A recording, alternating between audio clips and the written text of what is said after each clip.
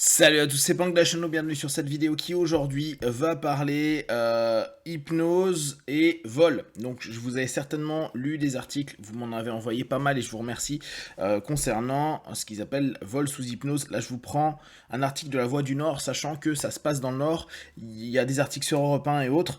Ce qui m'intéresse là, c'est qu'on cogite un petit peu sur ce qui peut être fait, sachant qu'on n'a pas le mode opératoire. Cogite également sur ce que l'on peut faire pour éviter justement de rentrer dans cette espèce de pattern que tente de faire le voleur, sachant que là c'est vraiment de la supposition et je vais juste vous proposer par rapport à ma vision d'hypno ce qui peut se passer. Alors première chose, beaucoup de personnes vont se dire donc avec l'hypnose on peut faire tout ce qu'on veut à quelqu'un. Non. Et il y a dans la playlist de hypnose et manipulation, vous voyez qu'il y a des conditionnements qui peuvent permettre d'avoir des retours à court terme assez rapides. Attention, l'un des points à se rendre compte en hypnose, c'est on ne peut pas faire à quelqu'un quelque chose qu'il ne veut pas. Mais quand on dit ça, on ne prend pas en compte le fait que en réalité, c'est tant que ça ne touche pas ses valeurs. Si, en l'occurrence, là, dans ce qui est proposé dans l'article et l'explication qu'il y a une notion liée à des croyances, liées à, en l'occurrence, des notions avec des esprits ou autres, la personne peut, dans son cadre de croyance, accepter qu'il y ait des personnes qui puissent faire quelque chose pour les désenvoûter, pour les aider, les accompagner, etc. Et dès lors, même si, dans l'absolu, la personne dirait non, si on lui explique l'histoire a posteriori, quand elle se retrouve actrice ou acteur de cette situation-là, automatiquement, le questionnement n'est plus le même et l'action n'est plus le même. Donc, en réalité, on ne fait pas faire quelque chose que la personne ne veut pas, mais on lui fait faire quelque chose auquel elle adhère partiellement, voire totalement, mais qu'elle ne verbalise pas ou qu'elle n'a pas conscientisé. Donc, là, en l'occurrence, ça se passe dans le Nord pour l'instant. Il faut souhaiter que ça ne s'étende pas trop. Ce que j'ai constaté, c'est que c'est beaucoup de femmes et des personnes âgées. Alors là encore, on revient sur une notion qui parfois est véhiculée en hypnose.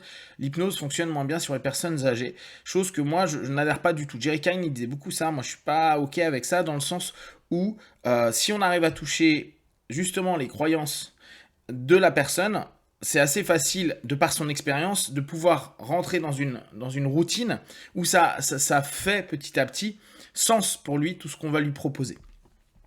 Arrivé à la station, bon là, il lui demande le chemin pour aller à la mosquée, puis explique qu'il la connaît. Il l'a appelé par son prénom, il a parlé à sa fille en donnant aussi son prénom. Ma mère ne s'est pas méfiée. Donc, ce qui est intéressant, là, si on prend juste cette notion-là, il y a un rapport. Donc, le rapport, je vous rappelle, c'est cette notion où on crée un lien le plus rapidement possible avec les gens pour, justement, mettre la personne dans des conditions positives. Vous allez rarement aller faire une séance d'hypnose de rue par exemple, ou encore plus de scènes, et je parle même pas du cabinet, si la personne elle est en flip, elle n'a pas confiance ou autre. Bien que, on peut très bien utiliser une posture physique, une manière d'interrompre les personnes, ce qu'on appelle une rupture de pattern, pour un peu déstabiliser et confusionner la personne en face. Type ah bonjour madame blabla, et à ce moment-là, on peut avoir peur, mais on n'a plus le lead, c'est-à-dire qu'on n'est plus en train de mener la conversation ou l'échange, et la personne, si elle n'arrête pas de nous parler, on a du mal à retourner sur Terre. Souvent, à ce moment-là, il faudrait dire stop, non, j'ai pas envie de parler, ce que souvent beaucoup de personnes font. En région parisienne, on le voit beaucoup, parce qu'il y a beaucoup de personnes qui viennent interrompre les personnes sur le chemin pour X ou Y raison, et on voit que les personnes sont un peu vindicatives à dire non, laissez-moi, mais c'est une bonne façon de faire pour que l'interruption de pattern qui a été peut-être une peur ou une surprise, qui confusionne, surtout si l'autre n'arrête pas de parler ou qu'on ne sait pas de quoi ça parle, et qu'il faut mettre une attention et donc se focaliser, c'est rentrer un peu en transe, c'est-à-dire dans cette communication conscient-subconscient en diminuant le facteur de jugement, on diminue le facteur de jugement, c'est-à-dire qu'on est moins apte à savoir, à jauger si c'est bien ou mal ce qu'on est en train de nous dire. Eh bien, là, on pourrait parler de peur. Là, en l'occurrence, l'exemple qui a été donné, c'est plutôt créer un rapport qui est positif et rapide. Le piège se refait avec l'aide d'un complice. Il a placé une pierre noire dans sa main tout en lui parlant sans discontinuer. Donc là, on est dans la saturation. quand on n'arrête pas de parler, même si c'est des propos incohérents et que je vais très très vite et au bout d'un moment vous écoutez complètement tout ce que je suis en train de dire alors que je suis en train de dire des mots que vous comprenez puis d'autres mots que vous comprenez pas. D'ailleurs, on a pu capter que parfois ils mélangent des mots d'arabe. Donc si en plus on est bilingue ou si on l'est pas, bah il y a plein de confusion et plein d'obligations de passer d'une langue à une autre. Ou si on comprend pas et qu'il y a certains mots qui sont différents de notre lexique de base, on est encore plus confusionné. Or, la confusion comme la saturation sont des moyens inductifs, c'est-à-dire des moyens pour entraîner les personnes dans des transes. Pas des transes forcément profondes, parce que là on est dans la rue, on est à l'extérieur et tout ça, mais dans des transes suffisamment dissociatives pour qu'on se rende de moins en moins compte ce qu'on est en train de vivre à l'intérieur, parce qu'on est en train de tenter de comprendre tout ce qui est en train de se passer en nous, et donc il y a plein d'éléments qui se font de manière quasi automatique, c'est là où les suggestions peuvent passer. Il est entré dans sa tête... Bon, ça, c'est un classique de l'image de l'hypnose. Ma mère était comme téléguidée. Donc, ce qui est intéressant, c'est aussi la pierre noire. Là encore, quand quelqu'un vous tend un papier, bon, une pierre encore plus, ou n'importe quoi, vous le tend et vous le met dans la main, ou vous le donne, c'est ce qu'on appelle un rapport de réciprocité. Le rapport de réciprocité, ça nous met indirectement et inconsciemment, c'est vraiment éducatif, dans une notion d'attente. Tu m'as donné, donc je vais te donner. Et d'ailleurs, c'est très marquant quand, si vous avez déjà flyé, quand vous donnez des flyers, que la personne prend le flyer, même si elle continue à avancer, si elle a pris le flyer et qu'on continue à parler, on arrive souvent à la faire arrêter pour qu'elle nous écoute. Si par contre elle l'a pas pris et qu'on continue de parler, la personne va continuer à avancer parce qu'elle nous doit rien. Alors que quand on a donné quelque chose, inconsciemment on se dit on doit quelque chose. Donc quand quelqu'un vous tend quelque chose dans la rue que vous ne connaissez pas, ou même si vous avez des doutes, ne prenez rien parce que cette notion-là, inconsciemment vous met dans un modèle, surtout si vous avez été confusionné et que vous ne comprenez pas pourquoi on vient de vous mettre un truc dans la main, bah votre cerveau lui il se dit je suis en réciprocité, je lui dois quelque chose. D'où peut-être, et là c'est une hypothèse, la plus grande facilité, et je dis pas que c'est simple, à ce moment-là de faire un échange. Je te donne quelque chose et tu me donnes quelque chose. Parfois, la poignée de main simplement suffit. On voit certaines personnes qui arrivent à obtenir autre chose de l'autre main parce qu'il y a cette sensation de quand je te donne quelque chose, tu me rends quelque chose. Ça peut être du temps, bah, ça peut être des colliers, ça peut être plein d'autres choses. Donc grâce à un savant mélange d'hypnose, de ruse, superstition, cette mère de famille accepte d'aller jusqu'à chez elle. Donc là, il y a le rapport de superstition. Si on joue sur des modèles où la croyance, elle est mise en avant, qu'en plus on est confusionné, qu'on pense qu'il y a un esprit, il y a quelque chose qui peut nous faire du mal, et que bah, vu qu'on n'est plus du tout, on a été confusionné, saturé, on est en état d'échange, ça se trouve il y a une rupture de pattern, donc si attendez pas, on connaît pas et on est en train de se poser plein de questions, ça nous ramène à des vieilles croyances, des vieilles peurs qu'on a, bah automatiquement c'est assez facile d'aller les diriger. Et c'est là où peut-être la cible des personnes plus âgées a du sens. Parce que bah, y a plus de cumul de croyances par rapport notamment à tout le monde ésotérique et le monde de superstition, ou tout simplement la foi religieuse. Une boîte contenant, donc après, bon, à nouveau, en transe, bah, la personne lui fait donner. Alors quand on dit elle ne veut pas, bah, peut-être donner pour être guéri ou donner pour éviter d'avoir un sort ou avoir un esprit qui traîne dans les bijoux, ça a plus de sens. Et la personne peut se dire, bah oui, je vais pas donner mes bijoux et me les faire voler. Je vais les donner pour me faire purifier, pour les purifier, pour qu'ils puissent voir les choses, etc. Et on n'est pas dans le même modèle que dire, bah la personne a donné comme ça spontanément. Ça dépend ce qu'on a mis sur le bijou. Ça se trouve, il y a eu ce qu'on appelle un ancrage, une réponse à un stimulus. Dès que je pense au bijou, je pense à un esprit, au mal, à plein de choses. Et donc je me dis, bah quelqu'un peut le nettoyer. Lui, s'il se vend comme étant, je sais pas, sorcier, marabout, quelqu'un qui va pouvoir nettoyer ça, bah automatiquement, je suis plus en train de me dire, je donne un bien, une fortune, mais je donne quelque chose qui est empoisonné, et cette personne-là va guérir, va enlever le poison. Bah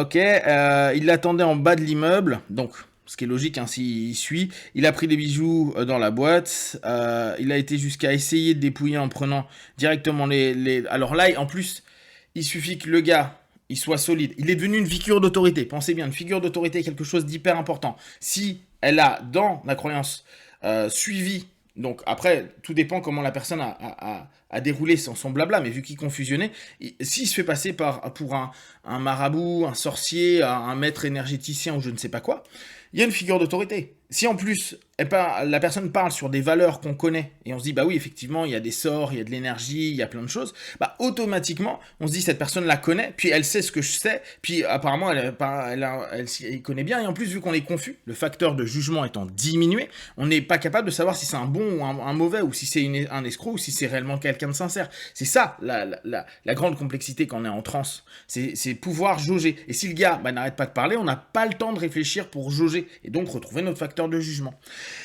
Et donc, il devient une figure d'autorité, ce qui fait que il peut se permettre d'autant plus de choses, parce que d'un coup, on a une espèce de respect, entre guillemets, de confiance dans sa connaissance, dans sa manière de fonctionner et autres. Donc, la notion peut être logique si en plus il est un peu impressionnant et autres, ça nourrit encore plus cette dimension-là. C'est à ce moment-là qu'elle a réalisé. Donc voilà, quand le mec a été trop agressif à un moment donné et menaçant, elle sort de sa transe et elle commence à jauger que là, on arrive dans la zone rouge, danger, danger, danger. Et là, elle revient et elle va commencer à bouger. Ce stratagème qu'on pourrait appeler vol sous hypnose pourrait prêter à sourire. Bon, ok. Ah oui, ça c'est très très triste. À Lyon, une mère de famille âgée de 78 ans s'est donné la mort après avoir été dépouillée, elle aussi, de tous ses bijoux. Donc, ces fils de pute qui font ça, faut juste, si on les chope, les éclater. Les emmener à la justice, bien sûr. Mais c'est inadmissible. Bon, bref, ça c'est mes notions, mais faites toujours attention parce qu'effectivement, s'ils touchent des personnes âgées ou des personnes fragiles, bah oui, bien sûr, psychologiquement parlant, la personne peut se sentir humiliée, peut se sentir blessée profondément, peut avoir l'impression d'avoir tout perdu, etc., etc. On ne sait pas ce que vivent les gens et ça, c'est super. C'est pas cool. Après, les faits n'étaient plus la même. On va pas là-dessus. Il y a un autre élément. Il y a 2 ans, Fatima, 64 ans, a été victime d'un vol identique au retour du marché de Tourcoing. Bon, ok, hop. Donc il y a ces filles qui s'en occupent. Qu'est-ce que j'avais trouvé qui était cool comme info? Une escroquerie à la Samawi. Plusieurs familles contactées en sont convaincues, tant la technique est rodée, les escrocs parlent en arabe. Donc on a cette notion, s'ils parlent de la communauté à d'autres communauté, à la même communauté, pardon. Ce qui est cool, c'est que ça en plus ramène dans un pattern de confiance. Inconsciemment, ça aide, et puis c'est la même langue, etc., etc. Si la personne, elle n'est pas forcément... elle parle pas arabe ou très peu, ça peut être hyper confusionnant s'il y a des mots qui sont rajoutés dedans, on sait pas trop ce que ça veut dire, et ça peut devenir très mystique à un moment donné aussi. Avec leur accent, mon poste d'origine... ok. Donc, plusieurs articles de presse marocains détaillent d'ailleurs cette technique qui, c'est vrai, se rapproche du mode opératoire. Okay. Souvent accompagné d'une femme, donc là il y a un rapport de confiance, ça c'est assez intéressant, et on revient sur le début de ce que je vous expliquais, le principe de rapport. Je crée un rapport, quelque chose qui permet de mettre dans une condition la plus optimum possible, ou en tout cas, si elle n'est pas optimum, avec le moins de méfiance, c'est-à-dire plutôt neutre, voire c'est ok. Se fait passer pour un marabout doté de pouvoirs surnaturels. Ça, c'est vraiment des éléments, figures d'autorité, qui sont importants, et en plus qui répond à plein de croyances qu'il peut y avoir. Il propose à sa victime de lui purifier les biens en sa possession. Donc là, on est exactement dans ce que je vous disais en amont, lui faisant croire qu'ils sont sous effet d'une malédiction. Dès lors, on ne donne pas on donne pas de l'argent, on ne donne pas de l'or, on ne donne pas des bijoux de valeur. On donne un bien ou quelque chose qui a un sortilège, quelque chose qui peut être dangereux pour soi ou pour sa famille. Et n'oubliez pas, il y a cette notion de se dire, moi je veux me sentir bien et je veux pas être en danger. Là, on travaille sur une base fondamentale de l'humain, je veux être en sécurité. C'est tellement puissant comme besoin que on peut facilement travailler, regarder les agents d'assurance, comment ils arrivent, au travers de la peur, à prendre une assurance pour le téléphone, une assurance pour tel ou tel truc de l'appartement, alors qu'au bout du compte, ça n'arrivera jamais là où vous habitez. Bref. La victime conscient et inconscient lui remet tous ses biens. Une fois les biens purifiés et soigneusement emballés dans un paquet, l'escroc les rend à la victime, lui intimant l'ordre de ne l'ouvrir qu'ultérieurement, le temps de préparer sa fuite. Et quand la victime finit par ouvrir le paquet, elle se rend compte que les bijoux ont été remplacés par des cailloux. Bon, là, on a une substitution de base, mais c'est pas une substitution psycho, c'est vraiment une substitution réelle. Voilà, donc, qu'est-ce qu'on peut faire pour éviter ces vols sous hypnose? En tout cas, j'aime pas le mot sous hypnose, mais avec l'exploitation d'une transe au travers d'une confusion-saturation. Quand vous connaissez pas, ça paraît, je suis en train de me rendre compte que c'est ce que nos parents nous expliquent depuis qu'on est gamin. Tu ne connais pas, et bah tu ne parles pas. C'est surtout quand quelqu'un vous tend des choses. Bien sûr, le contact humain est hyper important, la sociabilisation est hyper importante. N'ayez pas peur de toutes les personnes qui vous contactent et qui créent du rapport. Par contre, dès qu'il y a des notions d'échange, faites toujours attention. Surtout quand on commence à vous mettre des choses dans la main, quand on commence à vous imposer de prendre quelque chose. Même à certains moments, quand on vous invite à manger un petit truc, etc. C'est une manière. Alors après, ça sera pas forcément une arnaque, mais pour vous vendre plus facilement quelque chose, une idée, un concept. C'est naturel pour la plupart des gens. Et en plus, en rajoutant une petite chose, c'est que ça nous met dans un lien d'engagement. Si tu m'as mis une pierre noire, que j'ai l'impression que je dois te donner du temps et de l'écoute, que je suis saturé, confusé, que tu m'emmènes jusqu'à ces mois parce que t'as touché une de mes valeurs, une de mes croyances, et que j'en suis déjà arrivé jusqu'à aller vers chez moi, je suis dans un rapport où je vais être congruent, c'est-à-dire je veux que mes actes et mes pensées soient logiques et je veux lui donner un sens. Or, je vais rarement dire juste avant de donner ou d'aller prendre mes bijoux, stop. Donc, cette notion nous emmène dans une espèce de pattern, d'automatisme, de modèle qu'on suit parce qu'on veut être congruent avec soi-même. J'ai cru en cette personne-là qui m'a donné quelque chose, qui m'a expliqué qu'effectivement il y avait des problèmes. J'ai commencé déjà à marcher jusqu'à chez moi, je suis déjà monté chez moi, j'ai déjà pris ma boîte à bijoux. Dire stop à ce moment-là, c'est très dur parce qu'on a engagé. Et l'engagement est quelque chose d'hyper important. On ne sait pas comment ils utilisent des leviers d'engagement. Donc dès que vous sentez qu'il y a des leviers d'engagement, c'est complexe. Dès que vous sentez que la personne fait que de vous faire valider ce qu'elle est en train de dire, ce qu'on appelle un yes set, une vague de oui, c'est que vous rentrez dans une adhésion indirect. Donc, n'hésitez pas à, même si vous êtes d'accord, à dire des noms régulièrement pour casser l'espèce de ah mais vous êtes d'accord qu'il y a des rôles, des esprits, il y a plein de trucs, et dire non, non, non, non, non, même si vous y croyez, juste pour avoir un temps de recul et voir comment la personne va argumenter. Et plus elle va argumenter, plus en général, plus vous allez être dans le refus, en tout cas la distance, plus ça va être dur pour elle de prendre le lead, c'est-à-dire le moment où elle va mener complètement. Souvent, c'est dur quand la personne sature d'informations et parle. Donc à ces moments, il faut faire un gros nom pour dire attendez, je ne comprends rien, vous pouvez recommencer. N'hésitez pas, une des clés, c'est poser des questions. Poser des questions. Plein de questions. Saturer la personne, faites l'inverse de questions. Pour que la personne, elle ait besoin de se justifier et que ça casse son modèle, son script. Bien sûr qu'il ne scripte pas, mais l'idée qu'il est en train de mettre en place. Voilà, donc prenez attention à ce type de problématique-là. On pourrait reparler de tout ça dans hypnose manipulation avec est-ce qu'il y a souvent des vols avec l'utilisation des trans, donc on va dire de l'hypnose. Il y a des documents, il y a des trucs, mais c'est quand même pas quelque chose qui fonctionne particulièrement bien. Là, c'est une escroquerie qui fonctionne, je pense, beaucoup parce qu'il y a le côté un peu ésotérique qui nous fait rentrer dans des sphères spirituelles ou des sphères de croyances très fortes. Je pense qu'il y a vraiment une cible, donc à voir. Est-ce que c'est que des femmes? Est-ce que c'est des femmes d'un certain âge? Est-ce que c'est des femmes... là, on a l'impression que c'est que des femmes du Maghreb. Est-ce qu'il y a d'autres femmes? Je pense que oui, hein, mais ça serait intéressant de voir, et si c'est le même process qui est partagé à ce moment-là, sachant que en fonction des croyances qu'on a, ça peut complètement ne pas matcher. Si je ne crois pas qu'il y a des esprits qui peuvent rentrer dans des bijoux, dans n'importe quoi, automatiquement le speech ne peut pas fonctionner.